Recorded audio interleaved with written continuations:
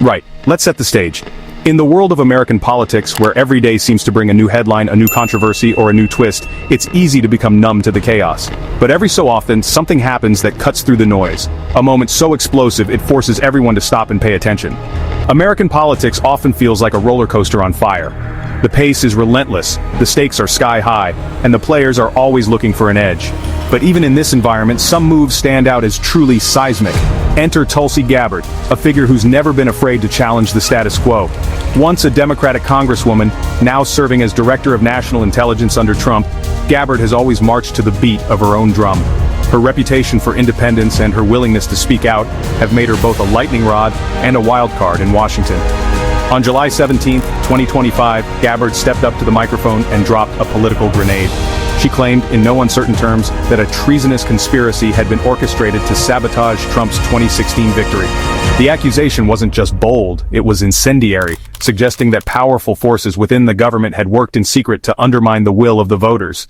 Gabbard's bold move was designed to dominate headlines and reshape the narrative around the 2016 election. Within minutes, her words were everywhere, on TV, across social media, and splashed across the front pages of newspapers nationwide. The story wasn't just about what she said, but about what it meant for the country's already fragile trust in its institutions. She promised more revelations, positioning herself as the hero uncovering a deep state plot. Gabbard stood before the cameras, holding up documents she claimed were proof, and vowed to expose every detail. She cast herself as a whistleblower, a truth-teller willing to risk everything to bring hidden corruption to light. For her supporters, it was a moment of vindication. For her critics, it was a dangerous escalation. The immediate effect was a political earthquake. Newsrooms scrambled to verify her claims, commentators rushed to take sides, and social media exploded with speculation, outrage, and support. The country was suddenly gripped by a new drama, one that threatened to upend the fragile balance of power in Washington. Allies of Trump cheered, seeing Gabbard's statement as long overdue confirmation of their suspicions. They rallied behind her, calling for investigations and accountability. Meanwhile, critics called it a dangerous fabrication, accusing Gabbard of stoking division and undermining democracy for political gain. The country split instantly into camps, each side convinced of its own truth. Gabbard didn't just light a match, she threw it into a warehouse full of fireworks. The resulting explosion of controversy was impossible to ignore.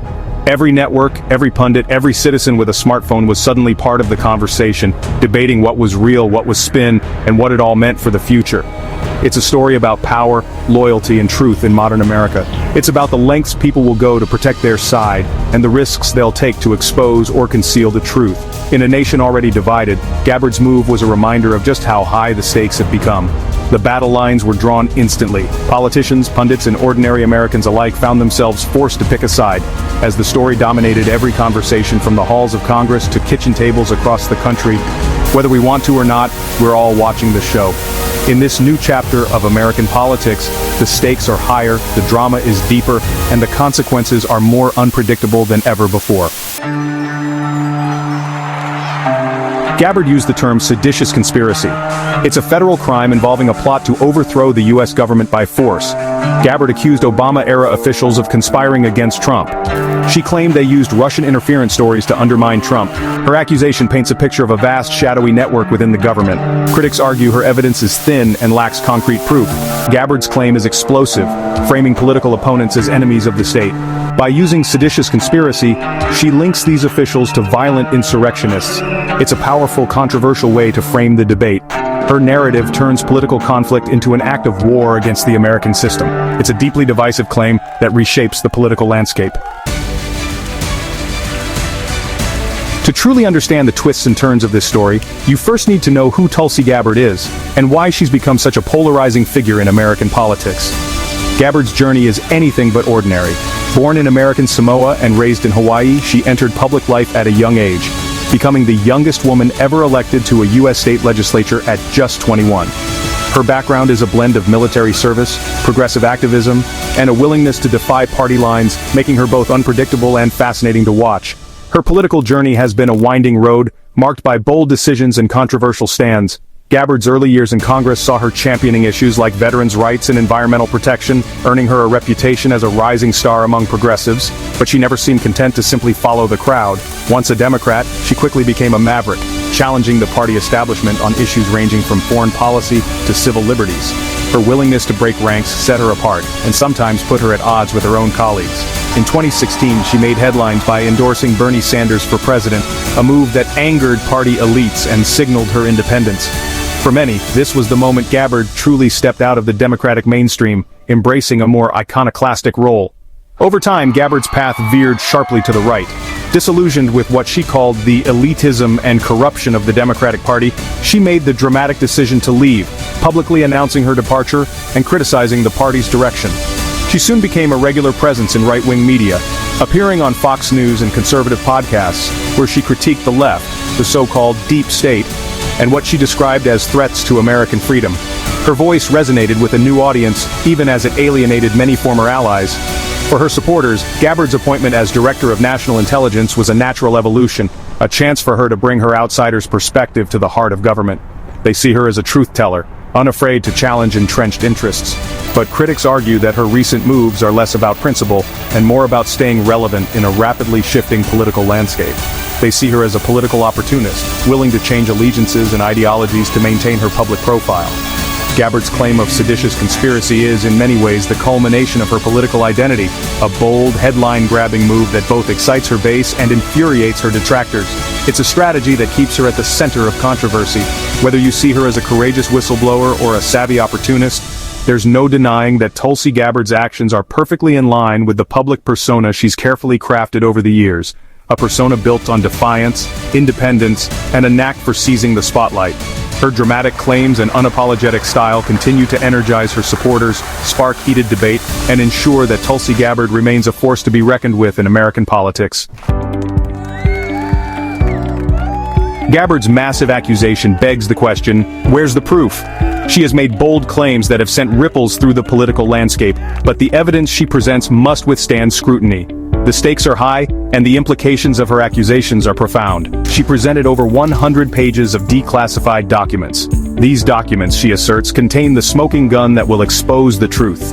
But are these documents as damning as she claims? The sheer volume of paperwork is impressive, but quantity does not always equate to quality. The centerpiece is an intelligence community assessment from 2016. This document has been the cornerstone of many debates and discussions. It is a critical piece of the puzzle, but interpreting its contents requires a nuanced understanding of intelligence work. Gabbard argues it proves the Russia interference story was false.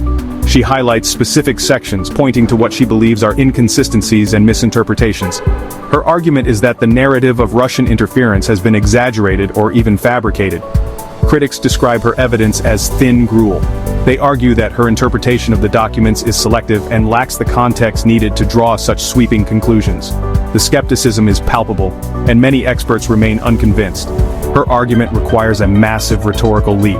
To accept her conclusions, one must overlook a significant body of evidence that supports the established narrative.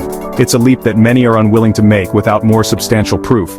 The consensus was never that Russia changed votes, but interfered in other ways. The interference took many forms, from disinformation campaigns to hacking attempts. The goal was to sow discord and undermine confidence in the electoral process. Gabbard's memo highlights internal debates within intelligence agencies. These debates are a normal part of the intelligence process, where differing opinions and interpretations are common. They reflect the complexity of intelligence work, not necessarily a conspiracy. Internal debates are normal and don't prove a conspiracy.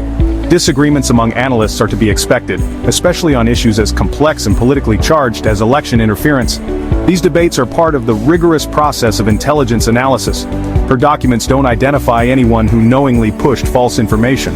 Without clear evidence of intent, it's difficult to substantiate claims of a deliberate misinformation campaign. The absence of names and direct evidence weakens her case.